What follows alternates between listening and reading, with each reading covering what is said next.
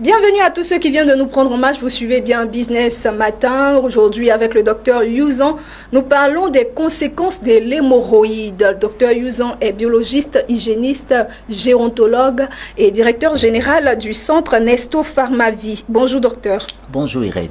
Aujourd'hui, changement de look. Tout à fait, tout à fait. Belle casquette. C'est quoi? Ça signifie quoi? C'est juste il fait tellement chaud, donc apporter au moins un changement un peu au look, c'est juste ça, hein? Il faut changer. En studio il ne fait pas chaud, mais bon, oui, on le porte quand même. Tout à fait, c'est le style. Il faut garder la cadence, le style. Tout à fait. Ok, vous êtes beau avec monsieur le docteur Youzan. Merci. Alors docteur, aujourd'hui nous parlons des conséquences des hémorroïdes sur la santé. Tout à fait. Moi je voudrais déjà qu'on définisse ce que c'est que l'hémorroïde. Alors, il faut d'abord dire merci à tous nos téléspectateurs, tous nos patients. J'aimerais aussi dire merci à toutes ces personnes qui ont appelé par rapport à l'émission précédente. Et on a eu de très bons retours. Et aussi encourager toutes ces personnes qui ont confiance en Dr Youzan de continuer les traitements. Parce que nous savons qu'à la fin de tous ces traitements, il aura certainement gain de cause. Et dire merci aussi à Business 24 pour tout ce qu'elle fait. Tout ce que la chaîne fait. Tout ce que la chaîne fait, oui, pour nos téléspectateurs. Merci. Parce qu'il y a des choses qu'ils ne savaient pas. Aujourd'hui, elles sont tout le monde au parfum. Voilà. Alors, l'hémorroïde, d'abord, c'est une maladie. C'est une maladie qui se développe à l'interne comme à l'externe de de l'anus ou du rectum. Voilà. C'est une inflammation de certaines veines qui se trouvent au niveau du rectum. Et par des facteurs, il peut y avoir une inflammation de ces veines qui sont regroupées au niveau du rectum ou de l'anus. Alors, il faut comprendre que, comme je l'ai dit, il y a deux types d'hémorroïdes. Il y a l'hémorroïde interne qui est, par moment, il est asymptomatique parce qu'on ne voit pas réellement tout de suite les symptômes, mais parce qu'il n'y a pas d'inflammation, il n'y a pas de douleur particulièrement.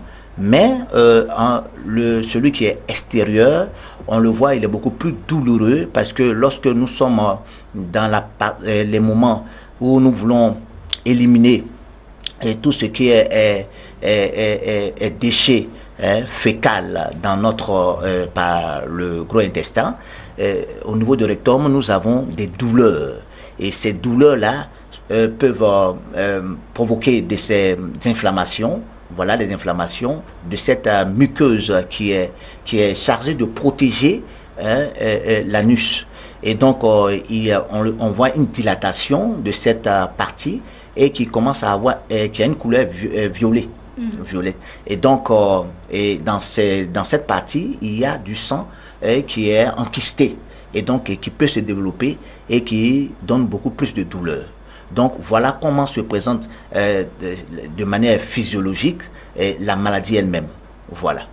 Est-ce que c'est les fibromes, parler de fibromes, les hémorroïdes se manifestent de la même manière chez la femme que chez l'homme? Tout à fait. Il faut savoir que on peut observer les hémorroïdes chez la femme enceinte, surtout chez la femme enceinte, lorsqu'elle est dans son 6e mois de grossesse. Elle a tendance on voit effectivement au niveau de l'anus, souvent le développement de l'hémorroïde. Et voilà, par contre, chez les hommes, bon, on l'observe par rapport à certains signes. Voilà, les signes soit de la faiblesse sexuelle ou des problèmes le problème d'érection, voilà. Et des personnes qui, chaque fois qu'elles vont aux toilettes, chez la femme comme chez l'homme, on peut observer ça, des saignements par moment, voilà. On a tout le vase qui est rempli de sang, voilà. Et donc, dès que nous constatons ça, il est important de voir vite son médecin pour qu'on puisse le prescrire des médicaments, parce que vous savez, avec tous ces saignements, le patient commence à être anémié. Il commence à avoir des faiblesses de tout son corps, des étirements, le manque même de sommeil, vous comprenez, le manque même de sommeil, il a des douleurs lombaires, vous comprenez, de manière empirique ou pas scientifique. Les gens parlent de maux de rein, voilà, mais c'est des douleurs lombaires, voilà, et les personnes ont des étirements au niveau du muscle fessier, voilà, par moment. Et donc, c'est une maladie à prendre au sérieux parce que en Afrique, et à partir de 40 à 50 ans, beaucoup des personnes souffrent de l'hémorroïde. Donc, plus jeune, on ne peut pas avoir l'hémorroïde. Un enfant ne peut pas avoir l'hémorroïde. Bon, parce qu'il y a d'autres facteurs. Il y a d'autres facteurs. On peut avoir les hémorroïdes. Vous savez, les enfants à qui on a donné la nourriture un peu trop tôt. Vous comprenez? Parce que les enfants n'arrivent pas à digérer. Bon, on leur donne souvent du foutou à un enfant. Parce de quel âge, par exemple? Vous savez, en Afrique, ici, on a donné la kéké à des enfants qui n'avaient même pas encore un an. Vous comprenez? Et donc, la digestion de ces aliments-là est un peu plus compliquée, surtout que chez les personnes adultes, nous avons la sécrétion biliaire qui est avec le sucre pancréatique et le sucre gastrique qui favorise la bonne digestion. Malheureusement, les enfants n'ont pas cette quantité, donc manger des féculents assez difficiles à digérer peuvent léser après les enfants l'anus. Donc, ce que vous êtes en train de nous dire, docteur, l'initiation précoce des enfants d'un certain âge à la nourriture solide peut être un facteur de manifestation de l'hémorroïde. Tout à fait, parce qu'il n'y a pas suffisamment de fibres. Vous savez, dans les aliments, il y a des aliments qui sont riches en fibres, qui peuvent favoriser réellement l'élimination. Comprenez?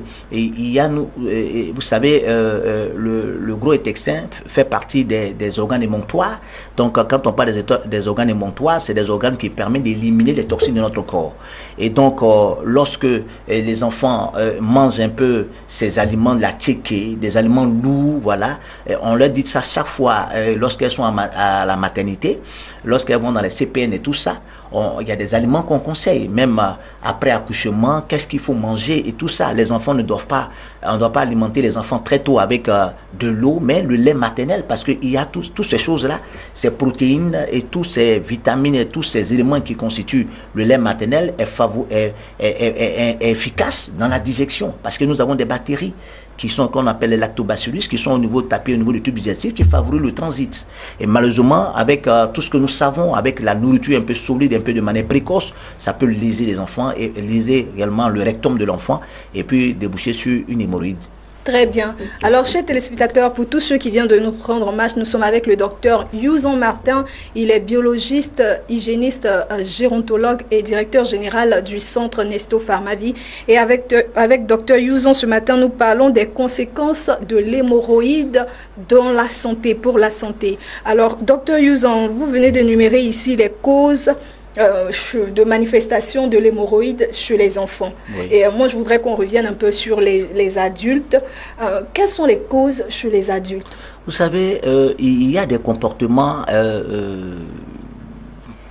des mauvais comportements, surtout sur le plan sexuel. Par exemple, les personnes qui pratiquent la sodomie, voilà, pas seulement entre les hommes, voilà, mais même entre les hommes et les femmes. Il y a des hommes qui aiment beaucoup ce qu'on appelle la pédophilie, la sodomie anovanginale, voilà, c'est-à-dire qu'ils utilisent l'anus et puis ils utilisent encore l'appareil génital de la femme. Il y a des bactéries parce que dans les déchets fécaux, vous avez des acides, voilà, des acides qui se trouvent dans ces déchets-là. Et vous avez aussi des bactéries, telles que le chlamydia, vous pouvez le trouver aussi dans ces déchets. Et donc, vous imaginez que la personne qui utilise l'appareil génital en bonne et due forme et qui va encore faire au niveau de l'anus, vous comprenez un peu tout ça. Donc, ils peuvent transmettre certaines germes, certaines bactéries et tout ça. Alors, donc, l'utilisation avoir des rapports sexuels, par exemple, faire la sodomie, voilà, peut léser les muscles du rectum. Vous comprenez? Le muscle du rectum, parce que ce n'est pas approprié. Vous comprenez, ce n'est pas approprié et on connaît aujourd'hui combien de fois les homosexuels aujourd'hui souffrent de cette activité, de ce mauvais comportement. Aujourd'hui, ils ont un relâchement même de l'anus, relâchement du muscle de l'anus. Quand c'est trop utilisé, on pratique trop la sodomie ou bien quand c'est fait à un rythme contrôlé? Non, il n'y a pas de contrôle ici. Qu'on le fasse. Il faut l'éviter. Il faut l'éviter parce que on peut léser, on lèse. Vous savez, dans l'anus, nous avons des muscles qui nous permettent de nous protéger contre certains types d'infections. Nous avons la lectine. La lectine ici, c'est une protéine qui permet d'empêcher la fixation, qui empêche la fixation de certaines bactéries. Vous comprenez? Alors que bon, elle ici, si lorsque nous la détruisons, vous comprenez, la personne est exposée à une infection quelconque. Alors c'est ces infections qui peuvent se développer au fur et à mesure parce que vous avez des fissures anales. Vous comprenez? Et tous ces fissures-là vont commencer à se développer, devenir forme d'ulcération et même devenir un cancer à la longue. Vous comprenez? Alors donc, pour vous dire que les hémorroïdes sont assez graves lorsqu'elles n'est pas prises en compte très rapidement. Parce que chez les hommes, par exemple, nous voyons une baisse de libido. Parce que oui, on va en venir aux conséquences, mais restons d'abord toujours sur les causes. Vous avez parlé de la sodomie. La sodomie, il y a aussi l'alcool. Les gens qui boivent un peu trop l'alcool, la bière, les liqueurs et tout ça, peuvent aussi créer des complications au niveau des retons, provoquer les hémorroïdes. Vous avez aussi l'obésité, l'obésité aussi également, peut aussi déboucher aussi, peut provoquer aussi les hémorroïdes. Et puis éventuellement, ceux qui mangent un peu trop tard les nuits, la consommation un peu trop de viande, trop de viande. Viande blanche ou viande... La viande rouge, tardivement, la nuit, en train de manger tardivement aussi, peut aussi créer... Vous savez, les hémorroïdes peuvent être considérés comme une maladie digestive, parce que lorsque la digestion n'est pas bien faite, nous avons des matières fécales qui lèsent après le processus d'élimination. C'est le rectum qui est le plus touché, surtout lorsqu'il y a constipation. Lorsqu'il y a la constipation, vous savez, des personnes qui peuvent faire 3 jours, 4 jours sans l'eau toilette. Sans l'eau toilette, c'est vraiment important de dire que ce sont des facteurs, ce sont des causes de l'hémorroïde. La constipation, peut entraîner l'hémorroïde. Et donc, malheureusement, en Afrique, vous connaissez, nous aimons beaucoup se purger, mais... C'est pas bon. Non, mais c'est pas bon. On nous a fait ça depuis qu'on est enfant, c'est vrai, tout ça, mais bizarrement, en Afrique, 80% des personnes souffrent de l'hémorroïde. Oui. Malheureusement. Ça dit que on nous a purgé, comme les gens le disent. En Côte d'Ivoire, on appelle ça coco. Quand on était petit, il fallait nous purger parce que ceci, cela. Et c'est l'une des raisons. Et c'est l'une des raisons où. Sérieusement, docteur. Beaucoup de raisons, parce que, regardez, vous avez une température ambiante qui est réservée au niveau de cet appareil. Vous avez des personnes qui prennent de l'eau bouillante. Ça dépend. De l'eau bouillante, c'est parfois pour les femmes qui viennent d'accoucher. Tout à fait. C'est pourquoi vous allez remarquer que toutes ces femmes qui ont accouché ont l'hémorroïde. Nos mamans disent que ça soigne les blessures. Tout à fait. Mais la température provoque des dilatations de ces muscles. Donc, il faut utiliser de l'eau froide. Je ne conseille même pas utiliser. Vous savez, en Europe, les femmes n'utilisent pas des choses, des purgeoires. Mais on n'a pas la même culture, docteur. Mais cependant, bizarrement, c'est nous en Afrique qui avons plus les problèmes d'hémorroïdes. Parce que nous avons la forêt, nous avons les plantes et nous soignons naturellement très souvent. Mais c'est-à-dire, vous savez, l'utilisation des purgeoires, rend le transit paresseux. Qu'est-ce qu'il faut utiliser à la place? Alors, vous avez parce qu'on a des ballonnements parfois. Nous avons des feuilles que nous pouvons préparer, et puis les boire ou bien dans le repas et tout ça, qui favorise vraiment le transit. Mais cette technique-là rend le transit paresseux, vous comprenez? Donc, c'est pourquoi je conseille aux gens de manger. C'est pourquoi il y a des régimes alimentaires qu'on conseille aux femmes, aux hommes qui sont aussi qui n'ont pas la facilité d'aller aux toilettes, de stimuler les fonctions digestives. Docteur, je vois que vous êtes très pressé pour déjà en venir aux solutions, à comment prévenir, à comment soigner l'hémorroïde. Mais je voudrais d'abord que vous répondiez à cette question pour nos jeunes en Afrique ici. Particulièrement en Côte d'Ivoire, pour tous ceux qui nous regardent, ils ont dû entendre parler du fait que les hommes ne doivent pas manger du gombo. Tout à fait. Parce que ça donne l'hémorroïde. Tout à fait. Ça donnerait l'hémorroïde et la faiblesse sexuelle. Est-ce que c'est avéré? C'est avéré.